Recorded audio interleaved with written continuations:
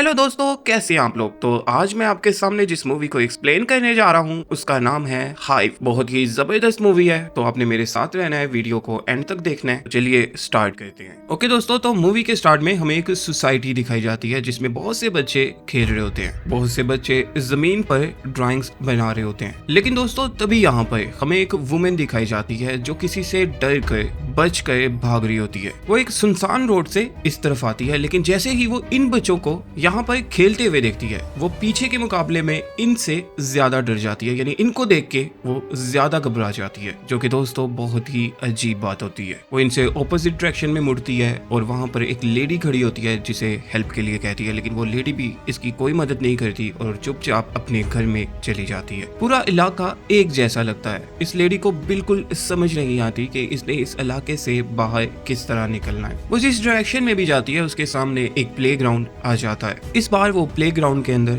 Enter होती है और दोस्तों जैसे ही वो इस प्लेग्राउंड में एंटर होती है, इस इलाके के सारे बच्चे जो कि रैंडमली मूव कर रहे थे एकदम से रुक जाते हैं, जैसे किसी ने उनका बटन ऑफ कर दिया। अब वो सब एक झटके के साथ इस लेडी की तरफ देखने लगते हैं। डर से ये नीचे गिर जाती है। तभी बच्चे इसका सर झूले के साथ मारते हैं और तभी हमें यहाँ पर वो पेंटिंग दिखाई जाती है जो इन बच्चों ने बनाई थी, जिसमें एक वुमेन का पैर टूटा हुआ था और वो काफी तकलीफ में लग रही थी। और कुछ ही सेकंड बाद दोस्तों हमें इस लेडी का भी यही हाल दिखाया जाता है, मानो जैसे कि वो पिक्चर इस लेडी के ही फ्यूचर पर बनाई गई थी कि इसका ये हाल होने वाला है। बच्चे उसकी टांग तोड़ देते हैं और वो बेचारी यहाँ पर मर जाती है, जो कि एक स्क्वायर के अंदर बना हुआ झूला होता है, मानो परफेक्टली मार्क्ड झूला। ओके दोस्तों, तो अब हमारी कहानी यहाँ से शिफ्ट हो जाती है और अब हम एक टीनेज गर्ल को देखते हैं जिसका नाम साशा होता है। साशा इस वक्त अपनी न्यू जॉब पर जा रही है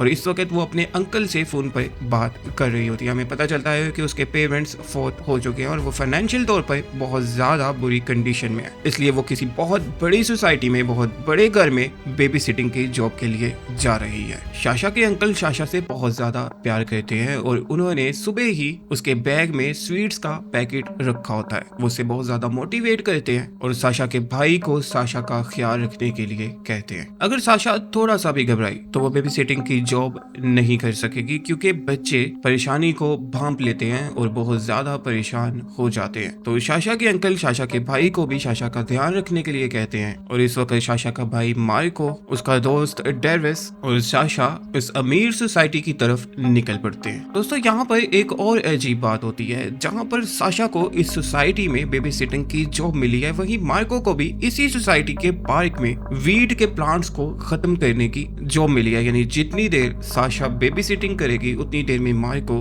भी अपनी जॉब कंप्लीट कर लेगा। तो दोस्तों अभी ये सभी लोग अपनी डेस्टिनेशन की तरफ निकल पड़ते हैं। तो दोस्तों इस सोसाइटी की बिल्कुल एंट्रेंस पर ही एक पार्क होता है। ये लोग सोसाइटी के अंदर एंटर होते हैं, जो कि इनको काफी अजीब लगती है। यहाँ पर सवाए बच्चों के इस वक्त कोई नहीं होता और अब ये लोग उस घर के सामने जाकर रुकते हैं जिस घर में साशा को बेबी सिटिंग करने के लिए जाना होता है। साशा का भाई उसे यहाँ छोड़कर वहाँ से चला जाता है और अब साशा जैसे ही डोर पर नॉक करने लगती है, उसके नॉक करने से पहले ही घर की ओनर यानी कैमिली डोर ओपन कर देती है, जैसे उसे पहले से ही पता हो कि साशा यहाँ आ चुकी है। वो उसे वेलकम करती है, घर के अंदर लेके जाती है, बहुत अच्छे से उसे ट्रीट करती है। दोस्तों इस वक्त ये लेडी सिर्फ और सिर्फ कोई स्पोर्ट्स खेलने के लिए जा रही होती है और वो इतनी अमीर है कि बजाय इसके कि वो अपनी डॉटर को अपने साथ लेके जाती, वो बेबी सिटर हायर करती है। साशा भी एक बहुत ही अच्छी बेबी सिटर है। वो फटाफट से अपने नोट्स निकालती है और उस पर लिखने लगती है बच्चे को किस चीज से एलर्जी है, उसे क्या नहीं खिलाना है, कितनी देर उसे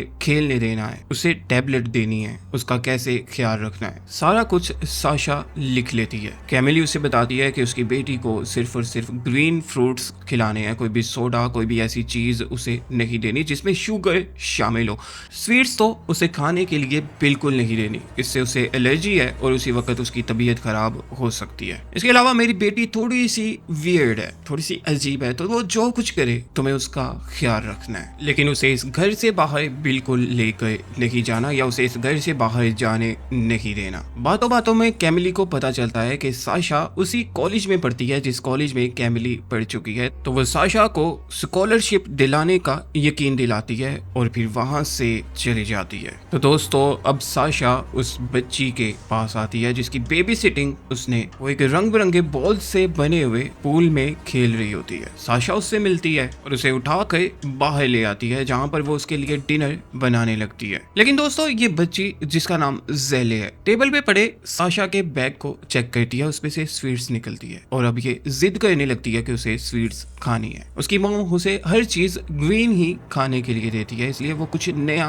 खाना चाहती है, लेकिन साशा उसे स्वीट्स खाने से तो रोक देती है, लेकिन उसके लिए एक डिफरेंट चीज यानी ऑमलेट बना देती है। लेकिन दोस्तों बजाय इसके कि ज़ेले ऑमलेट खाती, वो अजीब अजीब सी हरकतें करने लगती है। वो साशा को ट्रिक करती है और दोबारा से अपने स्पोर्ट्स रूम में ले जाती है। वहां पर वो एक दफा फिर से साशा का नाम पूछती है, उसे ट्रिक करती है। जैसे ही साशा नीचे बैठती है कि अचानक ज़ेले को अपने पीछे से डॉल की आवाज आती है, जैसे किसी ने उसे कोई सिग्नल दिया हो। ज़ेले अपने पीछे देखती है, अपनी डॉल को उठाती है और साशा के साथ जिद करने लगती है। वो कहती है कि वो जब सुबह प्लेग्राउंड में खेलने के लिए गई थी तो वो वहां पर अपनी डॉल भूल आई थी, इसलिए अब उसे लाजमी अपनी डॉल वहां से लेने के लिए जाना है, जिस पर वो बहुत ज्यादा जिद करती है और साशा बिलाखिर मान जाती है। तो दोस्तों अब ये लोग सिर्फ डॉल लेने के लिए प्लेग्राउंड की तरफ जा रहे होते हैं। ज़ेले साशा को एक ऐसे रास्ते से प्लेग्राउंड के अंदर लेके आती है जहां पर घास में एक ब्लैक कलर का स्क्वायर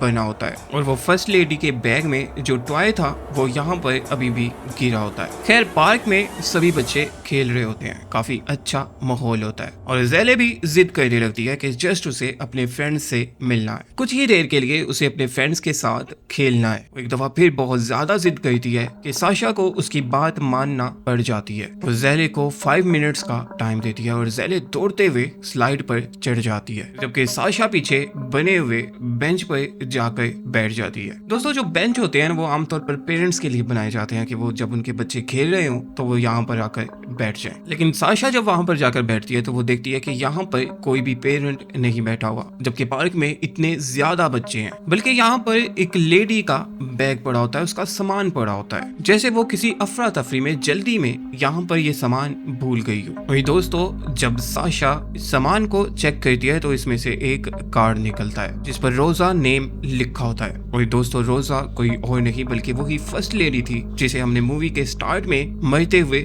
देखा था। साशा ये नेम पढ़ती है, उसे बहुत अजीब लगता है, घुटन महसूस होती है, वो फटाफट से उठती है, अपने इर्द गिर्द देखती है, ऐसा लगता है कि जैसे कि प्लेग्राउंड कुछ आर्टिफिशियल तौर पर बनाया गया है, इसके नीचे मौजूद सारी घास आर्टिफिशियल है और अब वो घबराने लग जाती है। वो ज़ेले को लेने के लिए स्लाइड के पास आती है और उसे वहां से उतरने के लिए कहती है, लेकिन ज़ेले साशा को बताती है कि अब वक्त आ गया है और वो स्लाइड के एक खास हिस्से पर स्लाइड करती है। दोस्तों जैसे ही वो यहाँ से स्लाइड लेकर नीचे आने लगती है तो वो रास्ते में ही गायब हो जाती है, जो कि बहुत ही अजीब बात होती है। साफ लग रहा होता है कि ज़ेले इस वक्त भी इस स्लाइड के अंदर ही मौजूद है, लेकिन दोस्तों वो किसी ना किसी तरीके से नजर नहीं आ रही होती। साशा स्लाइड के नीचे वाले हिस्से से उसे सर्च करती है, लेकिन वो अब बिल्कुल स्लाइड के अंदर नजर नहीं आ रही होती। वो उसे आवाजें देती है, बहुत ज्यादा सर्च करती है, पूरे प्लेग्राउंड में उसे सर्च करती है, लेकिन उसे ज़ेले कहीं भी नहीं मिलती। लेकिन दोस्तों उसे यहाँ पर बिल्कुल ज़ेले की तरह की ही एक लड़की दिखाई देती है जिसके ब्लॉन्ड हेयर्स होते हैं और उसने सेम क्लॉथ्स पहने होते हैं। साशा जैसे ही उसे ज़ेले समझकर उससे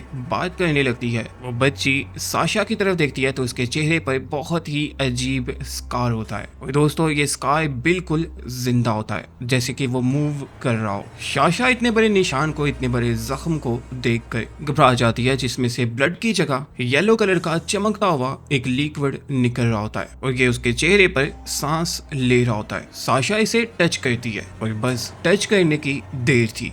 जितने बच्चे इस पार्क में मौजूद थे सारे के सारे एकदम से खेलना स्टॉप कर देते हैं। साशा को बहुत हैरत होती है, वो बच्चों की तरफ देखती है, उन्हें पुकारती है, लेकिन कोई भी रिस्पॉन्स नहीं आता। एकदम से बच्चे एक झटके के साथ साशा की तरफ देखते हैं। साशा को अब बहुत ज्यादा अनकंफर्टेबल महसूस होने लगता है। ये सभी बच्चे एक साथ कदम बढ़ाते हैं और एक झटके धड़ल्ले से साशा के करीब आते हैं। साशा पीछे हटती है, इतनी ज्यादा डर जाती है कि वो फटाफट से प्लेग्राउंड से बाहर निकल जाती है। और दोस्तों बच्चे फिर से अपने खेल में मसरूफ हो जाते हैं। साशा भी राहत का सांस लेती है, उसे बिल्कुल समझ नहीं आती कि अभी प्लेग्राउंड में क्या हो रहा था। लेकिन दोस्तों इसी वक्त उसके मोबाइल पर टेक्स्ट आता है जो कि ज़ेले की तरफ से होता है। वो बताती है कि वो प्लेग्राउंड के अंदर ही है, वो यहाँ पर खो गई है और उसे डर लग रहा है। साशा को उसे स्लाइड के अंदर ही ढूंढना चाहिए। साशा ज़ेले का टेक्स्ट पढ़ती है, एक दफा फिर मोटिवेटेड होती है, अपनी सारी हिम्मत इकट्ठी करती है और एक दफा फिर से प्लेग्राउंड के अंदर ज़ेले को ढूंढने के लिए चली जाती है। एक दफा फिर जब वो ज़ेले को देखने के लिए स्लाइड के अंदर देखती है, सारे बच्चे मूवमेंट करना एक दफा दोबारा से स्टॉप कर देते हैं, जैसे किसी ने उनका बटन ऑफ कर दिया हो। और फिर वो दोबारा से आर्मी की तरह एक साथ मूव करते हैं, एक साथ स्टेप्स लेते हैं और दोबारा से साशा की तरफ बढ़ने लगते हैं। इस बार तो साशा घबरा कर जमीन पर गिर जाती है। इट्स मीन कि अब वो पूरी तरह से पैनिक है और शायद वो अब पकड़ में आ जाएगी। लेकिन अचानक यहाँ पर एक लेडी आ जाती है जो साशा को इस प्लेग्राउंड से बाहर खींच लेती है। दोस्तों उसकी जान बच जाती है, लेकिन उल्टा साशा उस लेडी के ऊपर ही गुस्सा करती है। तुम्हें क्या तकलीफ है, तुमने यहाँ से बाहर मुझे क्यों खींचा है? लेकिन वो लेडी उसे बताती है कि ये जगह तुम्हारे लिए ठीक नहीं है, तुम यहाँ से चली जाओ, इस पूरे टाउन को खाली कर दो। ये टाउन तुम्हारी तरह की बेबी सीटर्स को खा जाता है। लेकिन साशा उसे कहती है कि उसे एक बेबी सीटर होने के नाते उस बच्चे का ख्याल रखना है जो कि गुम हो गई है, तो साशा को हर हाल में उसे ढूंढना ही होगा। लेकिन दोस्तों अचानक से समहाउ ज़ेले उसके सामने आ जाती है। वो यहाँ पर सड़क पर खेल रही होती है, साशा को आवाज देती है, साशा उसके करीब जाती है। ये लेडी जिसका नाम फ्रांसिस है, साशा इसकी बात को बिल्कुल इग्नोर कर देती है, ज़ेले को संभालती है और उसे लेकर उसके घर वापस चली जाती है। वो ज़ेले को एक रूम में बंद कर देती है। लेकिन जैसे ही वो प्लेग्राउंड वाले हिस्से में आती है तो वो देखती है कि ज़ेले पहले से यहाँ पर बैठी होती है। और अब साशा सोचने पर मजबूर हो जाती है कि शायद यहाँ पर कोई हिडन डोर होगा। लेकिन दोस्तों जब वो ज़ेले से बात कर रही होती है तो अचानक ज़ेले के चेहरे पर भी अजीब सा गंदा सा जख्म नजर आता है। साशा उस जख्म को ठीक करने की कोशिश करती है, उसमें से पस निकालना चाहती है, लेकिन ज़ेले ऐसा करने से साशा को रोक देती है। लेकिन साशा तो ठहरी बेबी सीटर, वो फिर भी ज़ेले के जख्म का ख्याल रखने की कोशिश करती है और देखते ही देखते अपने आप वो जख्म ठीक हो जाता है। सिर्फ वहाँ पर एक छोटा सा डॉट रह जाता है। इतनी देर में दरवाजे पर कोई नॉक करता है। साशा देखने के लिए आती है तो वहाँ पर कोई नहीं होता। जैसे ही वो वापस मुड़ती है दोबारा से दरवाजे पर जोर से नॉक होता है और अब पूरा घर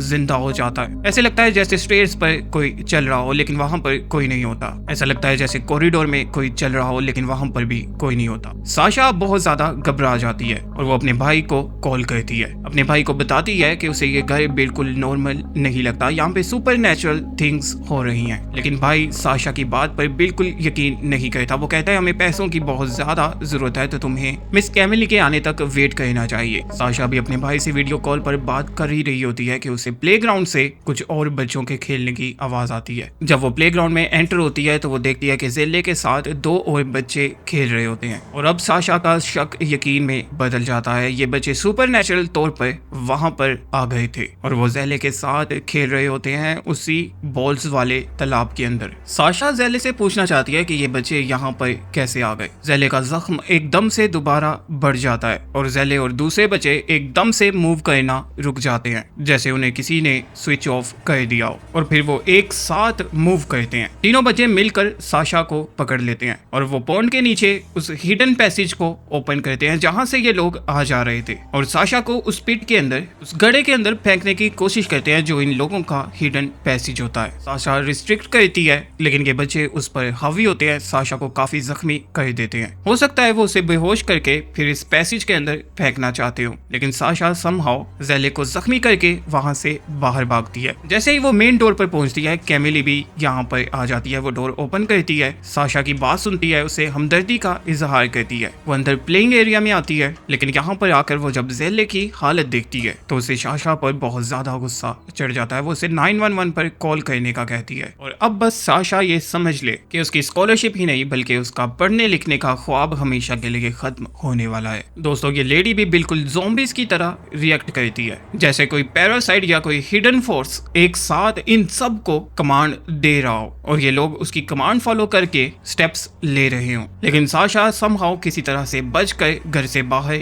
निकल जाती है, जहां पर जाकर वो राहत राहत का सांस लेती है। और अब दोस्तों हमारा सीन शिफ्ट होता है, हमें मार्को और डेविस दिखाए जाते हैं। मार्को और डेविस अपनी स्प्रेइंग मशीन में प्लेग्राउंड से वीड को खत्म करने के लिए अल्कोहल भर रहे होते हैं। यहाँ पर डेविस एक तजर्बा करता है, वो अल्कोहल के साथ एक मीठा सिरप भी मिक्स कर देता है। अब ये लोग उसे वीड के ऊपर छिड़कते हैं तो प्लेग्राउंड में एक बहुत जबरदस्त रिएक्शन होता है। जहां जहां ये लोग इसे स्प्रे करते हैं वहां वहां से वीड पलक झपकते ही गायब हो जाती है, मानो कि प्लेग्राउंड को इस स्प्रे से बहुत ज्यादा तकलीफ हो रही हो। और इतनी देर में दोस्तों यहाँ पर साशा आ जाती है, वो डेरिस और मार्को को अपनी सारी स्टोरी सुनाती है। लेकिन डेरिस तो टिपिकल ब्रदर्स की तरह रिएक्ट करता है, वो कहता है हम मजबूर हैं, हमें पैसों की सख्त जरूरत है। मेरी समझ में ये नहीं आता कि तुमने एक छोटी बच्ची को जख्मी क्यों कर दिया, तुम जानती हो हम पर केस हो सकता है और लॉयर की फीस तुम्हें पता है बहुत ज्यादा है। अभी ये लोग ये बात कर ही रहे होते हैं और यहाँ से जाने की प्लानिंग कर ही रहे होते हैं कि साशा जिस गाड़ी में बैठी होती है उसकी राइट साइड पर मौजूद प्लेग्राउंड में बच्चे अचानक से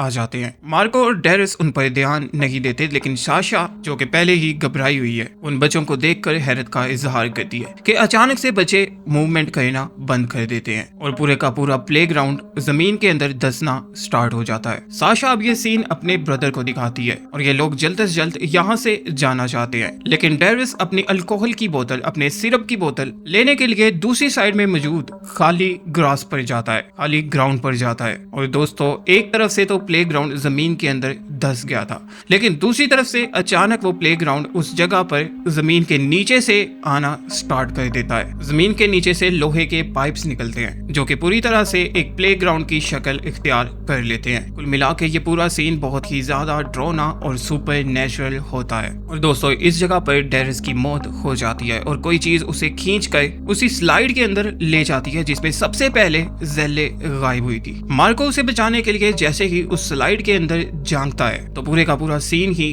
चेंज हो जाता है। ये स्लाइड अंदर से बहुत ही ज्यादा खतरनाक और किसी क्रिएचर का इनर लग रही होती है, जैसे कि वो अगर यहाँ से स्लाइड लेकर नीचे जाएगा तो वो सीधा किसी क्रिएचर के पेट में पहुंच जाएगा। वो बहुत डरता है, चिल्लाता है और साशा उसे यहाँ से बाहर खींच लेती है। अब ये लोग जल्द से जल्द यहाँ से बाहर निकलने की कोशिश करते हैं, लेकिन सुपरनेचुरल तौर पर एक स्विंग साशा से आकर लिपट जाती है और उसे खींचकर स्लाइड के नीचे वाले हिस्से से स्लाइड के अंदर ले जाती है। साशा भी यहाँ पर गायब हो जाती है और अब मार्को यहाँ पर अकेला रह जाता है। वो जख्मी हो जाता है और हथियार के तौर पर औजार उठाता है और यहाँ से पैदल ही साशा को जगह जगह ढूंढने लग जाता है। और अब दोस्तों उसे भी ये लेडी मिलती है जिसका नाम फ्रांसिस है। वो उसे सारी बात बताती है कि इस जगह पर क्या हो रहा है। असल में इस जमीन के नीचे एक क्रिएचर रहता है जो कि लोगों को खाता है। यहाँ पर मौजूद इस टाउन में मौजूद सभी लोग, बच्चे बड़े, उस क्रिएचर के लिए काम करते हैं। इनकी बॉडी में उस क्रिएचर के पैरासाइट्स मौजूद हैं। वो जो कमांड करता है ये सभी लोग वही काम करते हैं, जिनमें से बड़ी उम्र के लोगों को वो आहिस्ता आहिस्ता खा जाता है, लेकिन बच्चों को वो हमेशा छोड़ देता है ताकि उनकी वजह से और ज्यादा शिकार वहां पर आ सके। और बेबी सीटर्स उसका सबसे ज्यादा पसंदीदा शिकार है। ये लोग एक बेबी सीटर को मारने के बाद जॉब्स दोबारा से ओपन करते हैं और न्यू बेबी सीटर को वहां पर इनवाइट करते हैं, जो बच्चों को संभालने के चक्कर में हमेशा इस क्रिएचर का शिकार बन जाती हैं। फ्रांसिस मार्को को यकीन दिलाती है कि उसकी बहन 100% मारी जा चुकी है और अब मार्को जो कुछ कर ले वो उसे नहीं बचा सकता, लेकिन मार्को ये बात मानने पर राजी नहीं है। वो जानता है कि उसकी बहन बहुत ज्यादा स्ट्रॉन्ग है और वो समहाउ किसी न किसी तरह से स्ट्रगल कर रही होगी। जब मार्को ये बात मानने पर राजी नहीं होता तो लास्ट में फ्रांसिस उसे यकीन दिलाने के लिए उसे अपनी फैमिली का राज बताती है। उसकी बहन भी, जिसका नाम मेबल ग्रेस था, वो इस क्रिएचर ने खा ली थी, जिसे ढूंढने के लिए फ्रांसिस कई सालों से यहाँ पर मौजूद है और उसने कई लोगों को यहाँ पर मरते देखा है। अब वो मार्कस के सामने एक मैप रखती है जिसमें मुख्तलिफ जगहों को उसने मार्क किया होता है और वो मार्कस को बताती है कि ये सभी जगह इस क्रिएचर के ट्रैप्स हैं जहाँ से रास्ता उसके पेट तक जाता है। अगर कोई भी शख्स इस ट्रैप में फंस जाता है या इसमें गिर जाता है वो सीधा इस क्रिएचर के पेट में पहुंच जाता है। ये क्रिएचर इतना बड़ा है कि ये पूरे के पूरे टाउन के नीचे फैला हुआ है। मार्कस जब फ्रांसिस की सारी बात सुनता है तो बहुत ज्यादा समझदार होने की वजह से वो इस क्रिएचर के पूरे स्ट्रक्चर को समझ आता है। वो अपना औजार उठाता है, एक छोटे से पॉन्ड तक पहुंचता है जो कि उसी तरह से एक स्क्वायर शेप के अंदर एक छोटा सा बच्चों का पॉन्ड बना होता है, ताकि जब भी कोई इसके अंदर जंप मारे तो वो सीधा क्रिएचर के पेट में पहुंच जाए, यानी कि ये भी क्रिएचर के मुंह का काम कर रहा होता है। और दोस्तों इसी तरह से क्रिएचर इस पूरे एरिया में जहां पर भी जाए अपना मुंह बना सकता है, अपने पेट की एंट्रेंस बना सकता है। मार्को फैसला करता है कि वो उस क्रिएचर के पेट के अंदर जाएगा। वो अपने साथ एक रोप बांधता है, अपने हाथ में पकड़े औजार से वो स्पॉन को तोड़ता है और फिर इसमें जंप कर देता है। बिल्कुल एक स्लाइड की तरह से मूव होता होता वो क्रिएचर के पेट में पहुंच जाता है, जहां पर ये मुख्तलिफ लोगों को काम करते हुए देखता है। इनके चेहरों पर पैरासाइट्स लगे हुए साफ नजर आ रहे होते हैं, जो कि जख्मों की तरह ही लग रहे होते हैं और कुछ और नहीं दोस्तों, बल्कि ये सब बड़ी उम्र के लोग क्रिएचर के लिए काम कर रहे होते हैं, बिल्कुल जैसे वो पोजेस हो चुके हैं। कोई डॉल्स बना रहा होता है, कोई प्लेग्राउंड के झूलों के आयरन को साफ कर रहा होता है, कोई नए झूले बना रहा होता है, कोई बॉल्स बना रहा होता है और बॉल्स को साफ कर रहा होता है। यहाँ पे दोस्तों हमें सारा भी नजर आती है, जो कि जिंदा होती है, जिसे हमने मूवी के स्टार्ट में मरते हुए देखा था। और दोस्तों वो यहाँ पर बॉल्स इकट्ठा कर रही होती है और उनको साफ सफाई कर रही होती है। यानी दोस्तों उसे भी क्रिएचर ने मारा नहीं था, बल्कि अपने अंदर काम करने के लिए एज अ वर्कर रखा हुआ था। मार्कस यहाँ पर अपनी बहन को ढूंढ निकालता है, वो उससे बात करने की कोशिश करता है, लेकिन वो बिल्कुल ज़ॉम्बीज़ की तरह रिएक्ट कर रही होती है। पैरासाइट के असर की वजह से वो सिर्फ डॉल्स बना रही होती है, मार्कस को नहीं पहचानती और ना ही मार्कस के साथ कोई बात करती है। अचानक मार्कस को अपनी जेब में पड़ी हुई स्वीट्स मिलती हैं। वो इन स्वीट्स को लोहे की बने हुए इस घर के ऊपर रखता है, जिसके अंदर साशा बैठी होती है। जैसे ही स्वीट्स इस घर की छत के ऊपर रखी जाती है तो वो लोहे को गालना शुरू कर देती हैं। दोस्तों लोहा इन स्वीट्स की वजह से ही गल जाता है और स्वीट्स नीचे सीधा साशा के ऊपर गिरती हैं। अब साशा जैसे ही स्वीट्स को देखती है, क्योंकि उसे स्वीट्स बहुत ज्यादा पसंद होती है, तो वो एक दो उठाकर खा लेती है। स्वीट्स को खाते ही उसके अंदर का पैरासाइट मर जाता है और साशा बिल्कुल ठीक हो जाती है। अब ये दोनों बहन भाई इस जगह से बाहर निकलने की कोशिश करते हैं, एग्जिट को तलाश करने लगते हैं और क्रिएचर भी अब इनको मारने का, इनको पकड़ने का पूरा प्लान बना चुका होता है। वो इनको पकड़ने के लिए यहाँ पर बच्चों को यानी अपनी फोर्स को भेज देता है। वो इनको पकड़ने ही वाले होते हैं कि साशा को यहाँ पर एक लेडी नजर आती है और दोस्तों ये लेडी कोई और नहीं बल्कि मेबल ग्रेस होती है, फ्रांसिस की बहन। और दोस्तों यहाँ पे हमें पता चलता है कि यही वो लेडी है जिसको सबसे पहले इस इलाके में इस क्रिएचर ने अपना गुलाम बनाया था और इसको यहाँ पर लाकर एक स्पेशल जगह पे चेन्स के साथ बांध दिया था। पैरासाइट इस लेडी से जो भी एक्ट करवाता है, इसके एक्ट करने से चेन्स खिंचती हैं और उसी की वजह से सारे चिल्ड्रंस मूव करते हैं। साशा मेबल ग्रेस का फेस साफ करती है, उससे बात करती है, हमदर्दी करती है, उसे उसकी बहन के बारे में बताती है कि वो उसे ढूंढ रही है। तो मेबल ग्रेस मूव करना बंद कर देती है, बच्चे भी मूव करना बंद कर देते हैं, जिससे इन दोनों बहन भाइयों की जान बच जाती है और ये लोग क्रिएचर के पेट में मौजूद स्टमक एसिड वाले हिस्से को क्रॉस करके उसके पेट से बाहर आ जाते हैं। अब दोस्तों इन दोनों को क्रिएचर की कमजोरी पता चल चुकी है। ये बाहर जाके फ्रांसिस को इस बारे में बताते हैं और ये तीनों प्लान बनाते हैं कि जितनी भी शुगर इनको मिलेगी वो इस क्रिएचर के पेट में उसकी मुख्तलिफ एंट्रेंस से फेंक देंगे। अब ये लोग हिसाब लगाते हैं तो इन्हें पता चलता है कि इस वक्त क्रिएचर की सिर्फ 3 एंट्रेंस ही मौजूद है। तो ये तीनों डिफरेंट बकेट्स में शुगर भरते हैं। फ्रांसिस और मार्को तो बड़ी कामयाबी से क्रिएचर के पेट की 2 ओपनिंग में शुगर फेंक देते हैं, जिससे उसे बहुत तकलीफ होती है, लेकिन एक आखिरी एंट्रेंस बच जाती है जो कि स्लाइड के अंदर मौजूद होती है। साशा उस एंट्रेंस पे जैसे ही शुगर फेंकने जाने लगती है, वहां पर कैमिली और उसकी डॉटर ज़ेले आ जाते हैं। कैमिली एक दफा फिर साशा को परेशान करती है कि अगर उसने ऐसा किया तो वो साशा की शिकायत कर देगी, जिससे वो कभी जिंदगी में पढ़ नहीं पाएगी। उसका स्टडी करने का ख्वाब हमेशा के लिए खत्म हो जाएगा। साशा भी रुक कर उसे जवाब दे ही रही होती है कि ज़ेले उसकी बकेट को जमीन के ऊपर गिरा देती है, जिससे पूरा प्लेग्राउंड तड़फने लगता है और यहाँ पर जमीन के नीचे से अडल्ट्स बाहर निकलने लगते हैं, जो कि साशा को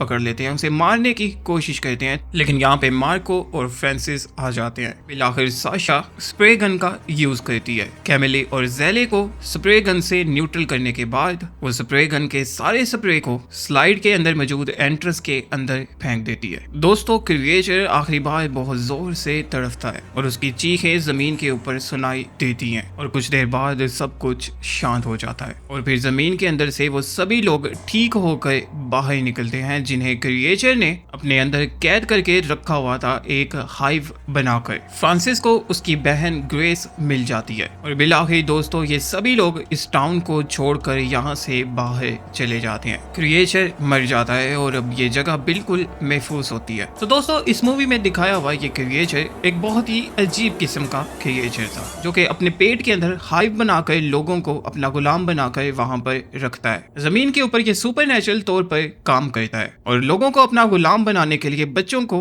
अपना गुलाम बनाने के लिए ये अपने पैरासाइट्स का यूज करता है। तो दोस्तों इसी के साथ ही हमारी मूवी की स्टोरी यहाँ पर खत्म हो जाती है। अगर आपको मूवी की एक्सप्लेनेशन पसंद आई हो तो काइंडली मेरे चैनल को लाइक और सब्सक्राइब करना नहीं भूलिएगा। मिलते हैं नेक्स्ट वीडियो में, तब तक के लिए बाय।